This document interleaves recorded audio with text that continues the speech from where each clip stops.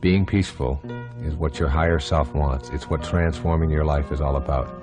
And any thought or any belief that you have that keeps you from peace in your life is one you want to discard, no matter how long you've had it or how much you've cherished it or what the tradition is in your family or in your country. If it doesn't bring you peace, then you don't need it. Judge not. If you see someone who is very different from you in physical appearance or in age or in economic status, use your mind to send them love rather than a judgmental thought. We have so many of those judgmental thoughts when we see someone who is older, when we see someone who is younger, when we see someone who has a different custom than we have, when we see someone who wears different jewelry or has body decorations or something that we don't go along with. When you see someone like that today, whoever they may be, whether it's someone who is begging on the street or whether it's someone who is wearing a certain kind of clothes or acting in a certain way as you're driving, try not judging them and just seeing the unfolding of God in them. Try sending them love rather than judgment. Begin to change the vocabulary you use to describe yourself and your expectations. Instead of saying maybe, if I'm lucky, or perhaps, and one never knows, use words and phrases such as absolutely, certainly, and I know I can. When you use these kinds of words that reflect an absence of doubt, you're going to begin to conduct your life in the very same way. Watch out for those things that sort of communicate to others and to yourself that you don't really have within you the capacity to manifest what you want for yourself in your life. You cannot have a better past, so abandon that idea right now. You did what you knew how to do given the circumstances of your life. Instead of indulging in regrets, let your thoughts remain on love and let your actions stem from that love. The past is over, and you did what you knew how to do, and you no longer are that person. So don't fill yourself with blame and angst about what you might have done in the past. Learn from it and know that you are a new soul today. Learn from it and know that you are a new human being today. Let go of all the beliefs that convince you of your inadequacies and shortcomings. Clean out that closet of worn-out loyalties to what you can and cannot do. Just open yourself up right now in this moment. Just be.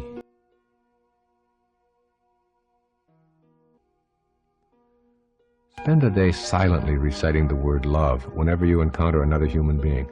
This practice has such a positive effect that you may choose to use it as a silent background mantra throughout your day. Just repeat over and over inwardly, love, love, love, and just say it. If you say it 100 times, you're going to begin to feel the expression emanating and radiating outward from yourself. Make an attempt to shift your career objectives from self-absorption to a calling. Use your talents and your special interests to fulfill your service with your calling. Your life work will take on a dramatic shift toward abundance, and you're going to begin to feel that you are on purpose. You have a calling. You are here for a heroic mission. Think of everything that you do in this day as a part of that calling, and you'll begin to rid yourself of some of the extraneous kinds of things and judgments that you have about your life. Be still and know. These 4 words will help you get past striving and help you get to know the bliss of being here now. When you allow yourself to be still, you will understand the futility of constant striving or chasing after more. Keep those 4 words in mind today. Be still and know. Notice the acts of kindness that other people do rather than their wrongdoing. We're all good and decent and loving souls, but we occasionally get lost. When you can focus on the good in another and hold that in your mind, you're acting from your higher self. And this is called transforming your life. Spend special moments in awe of the miracle that life truly is. Awe is the loving appreciation for God's work in the presence of the divine intelligence. Be in awe. The last 5 minutes of your day before you enter into your sleep state are the most important 5 minutes of your day if you're going to begin living a wishes-fulfilled life. In this brief portion of your day, you're going to tell your subconscious mind how you feel and what wishes God, the universal one subconscious mind, is to fulfill upon awakening from your deep slumber. This 5-minute segment of time in your bed, about to enter into your subconscious and marinate for the next 8 hours or so, is the most crucial segment of your entire 24-hour day. You can use this time in one of two ways. Let me explain them both to you, and then you can decide which one you choose to adopt for yourself, keeping in mind that what you impress upon your subconscious mind is what the universal one subconscious mind will offer you in your waking hours. Your subconscious mind is indifferent to what you want or what is best for you. It cannot make a distinction between what you are feeling as a result of all that happens to you throughout your waking hours, or what you feel as a result of what you are imagining for yourself as having already transpired while you are in bed preparing to doze off to sleep. Number 1, choosing to review the day's frustrations and disappointments.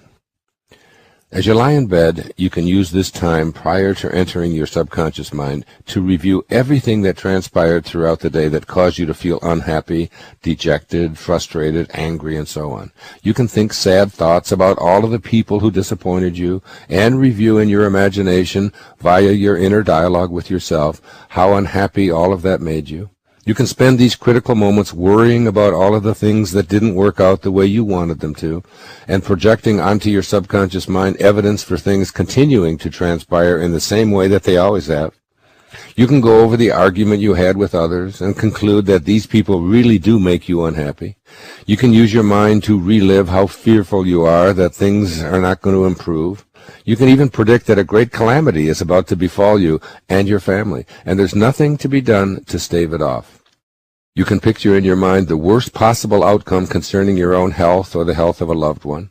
You can imagine yourself filing for bankruptcy or not getting the job you desire, or a natural disaster striking you, or you feeling even sicker when you awaken. The potential disasters that you can entertain with your thoughts as you prepare to go to sleep could fill the next 100 or so pages of this book I'm reading. Whatever you opt for, such as these examples of thoughts that make you feel bad, is a choice to send those messages to your subconscious just as you are about to go to sleep. In effect, you are imprinting your subconscious mind with, I am unhappy, I am frustrated, I am pessimistic, I am afraid, and so on. Your subconscious mind, unable to distinguish between what you are telling it through your pre-sleep conditioning ritual and what is actually happening in your everyday world, says to you, okay, I've got it. I got it. Your thoughts are on what you do not want and what you despise, and your feelings in your body bring you worry, fear, anxiety, hate, sadness, and the like. Your subconscious mind responds with no desire to change your conscious waking state because it only reacts to what you place there. So it will proceed to offer you experiences from the universal one subconscious mind that aligns with what you've programmed it to do. If you decide you do not want to go to sleep with the first choice in your consciousness, you can develop a new habit for your habitual mind to latch onto. You do have an alternative. Those last 5 minutes of the day are your 5 minutes, and they're yours alone. Consider the second option, using your last waking moments before sleep, programming your subconscious mind in a new way. And this is the second choice, number 2. Choosing to assume the feeling of the wish fulfilled. As you lie in bed, feeling drowsy and knowing that you're about to go to sleep, where your subconscious mind is most at home, use these final pre-slumber moments to align with your source of being and become a wishes-fulfilled spiritual being. In these pre-sleep moments, you can program your subconscious mind to automatically present you with fulfilled wishes. These last 5 minutes awake, then, are your final pep talk to your subconscious mind. You want to focus on assuming the feeling of the wish fulfilled that you've placed into your imagination. Here's what Neville offers on this topic. It may be the most valuable information you've ever received in your life. Quote, the feeling which comes in response to the question, how would I feel were my wish realized, is the feeling which should monopolize and immobilize your attention as you relax into sleep. You must be in the consciousness of being or having that which you want to be or have done before you drop off to sleep. Unquote. So this is what you must ask yourself as you get closer and closer to dropping off into the unconsciousness of sleep. If my wishes were realized, how would it feel right here, right now in my body? Stay with that thought until you begin to feel your body shift into what that feels like. At first, you will be calling upon your ego, which believes that it is separate from God or the universal source of all. And an inner voice will say, "This is silly. I am sick, I am sore, I am dying, and I am only fooling myself." So simply dismiss these mind viruses and conditioned memes, since you are free to use these 5 minutes in any way that you choose. Repeat a new I am that shifts you to the state of the realized wish. Repeatedly tell yourself that I am God in action, and immediately check in with your body to feel the shift from fear and anxiety to peace, love, and contentment.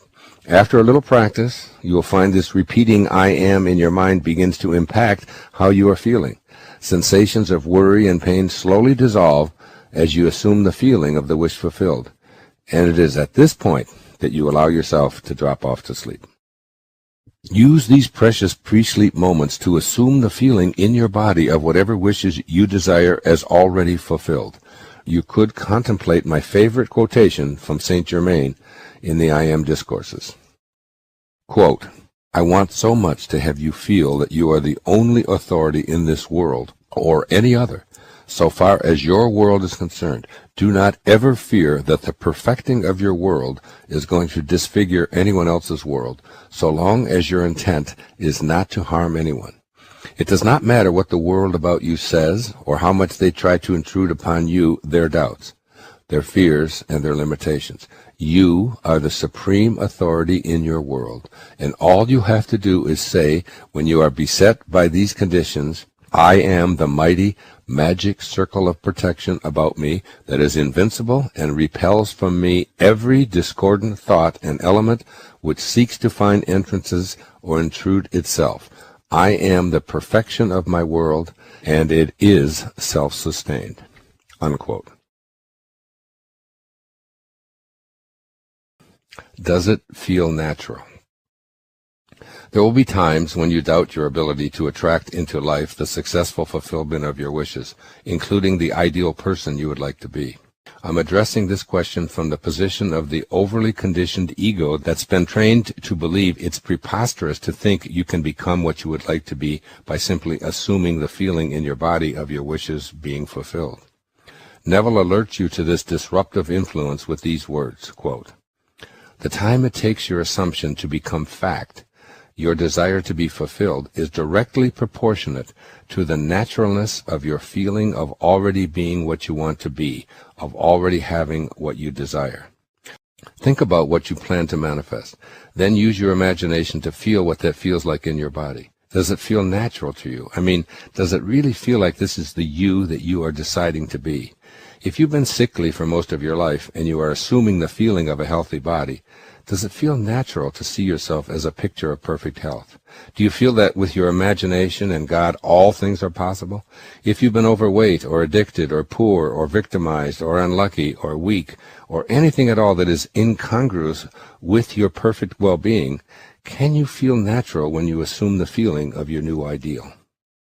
Do you feel entitled to prosperity, health, happiness? If that feels unnatural, you must take on this task that Neville defines in this way, quote, "The essential feeling of naturalness can be achieved by persistently filling your consciousness with imagination, imagining yourself being what you want to be or having what you desire," unquote. I readily admit that there are some things that you might desire or wish for that will never feel natural to you. This came up in an interview I recently did on a telecast for a national television network.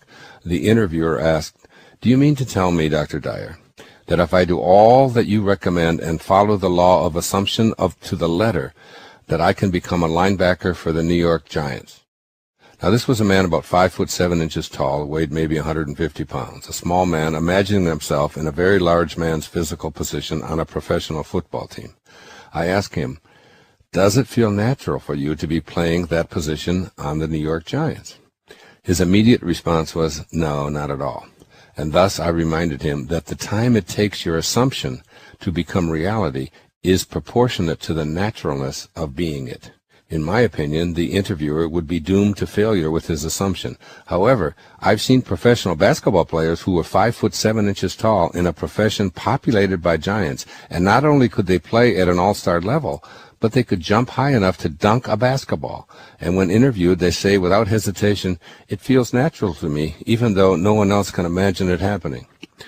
This is relevant to you because it's actually rare to desire what simply feels unnatural. If being healthy, prosperous, happy, successful, strong, intelligent, and so on feel unnatural, then naturalness may be achieved by persistently using your imagination and your subjective attention to make this feeling stick. Throughout my life, it's felt natural to achieve prosperity, to heal my body, to teach self-reliance, and simply be happy.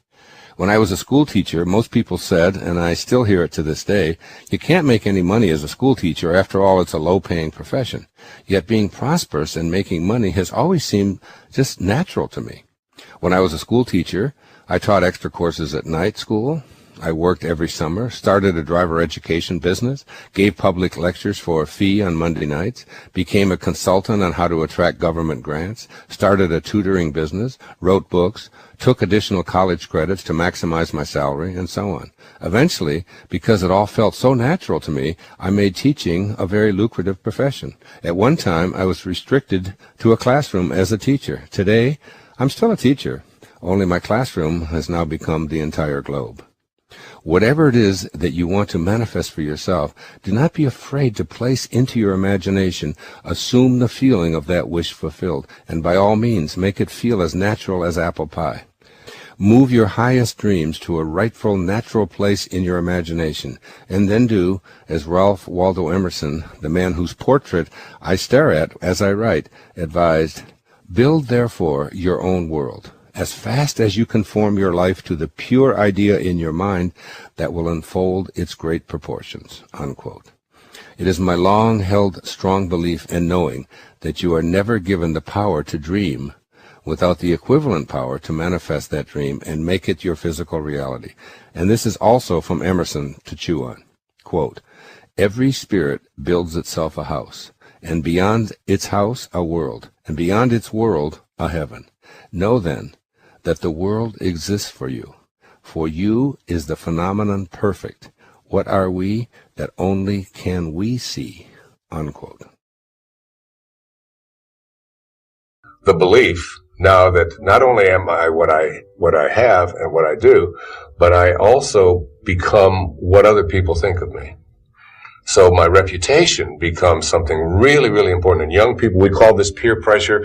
We call this the time in a young person's life when what other people think of them is really very important. So we're go around and we're taught, as young people, that it's important to get along. It's important to fit in. It's important that other people like you. It's important for you to realize that if you're not liked by your friends, you're not going to be very happy. You're not going to get the things that you want for yourself in your life.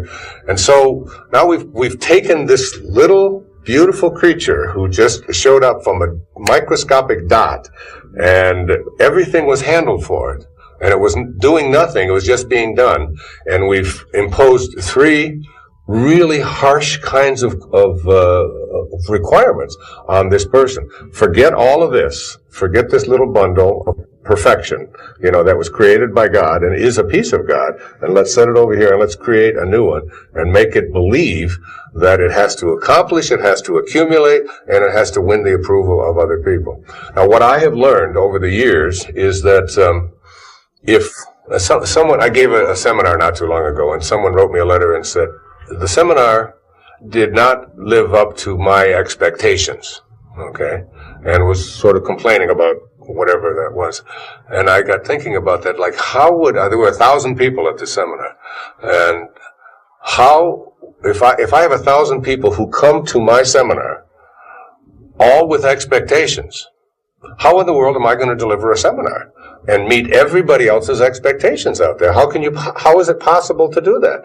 You can't focus. You can't go out there in front of an audience. You can't perform. You can't do anything in that focused on whether you're going to be approved of or liked or accepted by all of the people that are out there. One of the things that you discover and you learn is that you have to become independent of the good opinion of other people. And as I told each one of my children as they were growing up, I'm not focused on, whether people like you or don't like you. You can't be responsible for that. In fact, you should forget about your reputation. It's a meaningless construct because it doesn't exist within you. You don't have a reputation that is going to be something that you can hang on to and use wherever you go. You know, if you give a talk to 1,000 people, you got 1,000 reputations. I mean, will they walk out and you'll ask them, what was it about, or did you like it at all? And you get 1,000 different responses. That's the way the world is. You know, and the greatest political landslide in American history, I think it was Mondale and Reagan. I think that's what it was. It was they said it was just a disaster for Mondale because he lost. 45% of the people voted for Walter Mondale for president. 45%. So when you get half the people plus a few percentage points, you got a landslide. You know, so you're looking for, you know, landslides are half the people plus one or two, and you're doing great, you know. But all the people, everybody that you meet, trying to please everybody out there all the time. So it would seem to me that a person who is focused on who they are, rather than on what other people's expectations are, would be someone who wouldn't at all be concerned about, you know, what other people think of them, what their reputation is, and so on. So you change from appearances to what I call quality thinking. Quality. What is the quality of my life? Rather than how does it appear to others? The quality versus appearance in your life means that you get that inner candle flame working in a way that gives you quality. Maslow, in defining self-actualizing, no-limit people, said they are independent of the good opinion of other people. Of the good opinion of other people. Independent of it. They're so busy advancing confidently, doing the things that make sense, and bringing success to changing their baby's diaper, and bringing success to weeding their garden, and bringing it to the job. They bring it on the airplane so that when they run into somebody who is rude to them, a stewardess that is rude, they don't see it as an attack on them. It's just where they are, and they send them love. Help them a little bit, you know. They're kind. When somebody wants to get in on the freeway, and their one old temptation when they were on the 1 to the 6 side was to say, oh yeah, nobody's getting in front of me, I'm getting there first. It's like, they slow down a little bit. They don't have all that type A stuff of having to beat somebody else and having to defeat somebody. It's a new way of being. I remember when someone in South Africa, a reporter asked me what I had to give up in order to be able to do what I've done in my life. I thought and thought and thought, and I said the only thing I've ever had to really give up is fitting in. Is feeling like I need to fit in, because it just isn't important to me to fit in or to be seen as someone who goes along. Just before I left for Australia a couple of weeks ago, I was on on a show on CNN called Sonia Live, and Sonia and I went to school together. I mean, we've been friends forever. We sat down to do the interview, and she said to me, Wayne Dyer, it says here that that you haven't had a cold in 15 years. She said, now I've known you for a long time. She said, very frankly, I don't believe that. Well, that's Sonia. That's the way she works. That's fine. I love Sonia. And there was a time when if somebody said that to me on national television, I would say, well, wait a minute. Now I have to defend myself, and you get into that position of, I'm going to call my doctor right now, or whatever, and start defending yourself. And when you get to be free, you don't need to defend yourself. You know. You just have this knowing. And I said, that's all right if you don't believe it. And I said, next question. There was no anxiety about it. There was no, I don't care if millions of people are watching. It doesn't make any difference. I'm not attached to any of that. It's like, I know. I know that I don't get those things, and it's fine if you don't believe it. You don't have to. I'm not living my life for that reason. It's like being self-referred rather than object-referred. And I can do the same thing even with criticism. There was, I now get letters, when I get letters of criticism, which you do, which everyone does, and I even tell my own children over and over again when they worry about their reputation and all that, I say, forget your reputation. It's not located in you. You go out and give a talk to 1,000 people, you leave, you have 1,000 reputations. What am I going to do, follow every one of you home? Did you like me? Did you think I was all right? What did you think? Did you? Some will think great, some not. Some going to think, well, he's got more hair than Bernie. Some going to say, well, maybe he shaved his head, You can't be consumed with that. I say, the only thing I tell my children is forget about your reputation because it's not located in you, and if it's not located in you, let it go. Don't be attached to that. But you can be concerned with your character, with who you are. And just be that, and get your life on purpose. Now, I must say to you, very frankly, that I wasn't always this way, particularly about criticism. Now, when I get letters of criticism from people, I send them a free book. Another one, or flowers, or I don't find myself needing to defend myself. You begin to change your thinking from appearances and how things look and how other people view me, okay? Because every time you find yourself upset in life about anything that anyone else has said, what you're really saying is what you think of me is more important than what I think of me, all right? So you change from appearances to what I call quality thinking. Quality. What is the quality of my life, rather than how does it appear to others? Now, do you tell yourself that because my friends don't like me, that means there's something wrong with me? No, that's what you have to learn. That another person's opinion is just that. It's their opinion, and that's all it is. Every time you are upset, or your children are upset, because of what somebody else says about them, including their peers, what you are really saying in that moment, and this is really important, what you're saying is, what you think of me is more important than what I think of myself. And you must never give anybody that kind of power and control over you, because they will always have it. None of us are spiritually superior to any of the rest of us. We are all here on purpose, looking for a way to serve. See, we come in with nothing, and we're here, and we leave. And our life here is a parenthesis in eternity. It opens parentheses, it closes parentheses, and we go out with nothing. And this is an intelligent system that we're in. So in an intelligent system, when you come in with nothing and leave with nothing, the reason for being here has to have something to do with the opposite of getting. Because getting means trying to hang on to it. And that's an illusion. It's not real. It isn't real unless it never changes. And everything that you want to hang on to is. So that the only thing you can do with your life is give it away. And when you know that you're here not to get, but the opposite of that, to give. My mantra before I come out on a stage like this is, how may I serve? I started at 5 o'clock. And I said it until 20 to 7. Over and over and over again in my hotel room.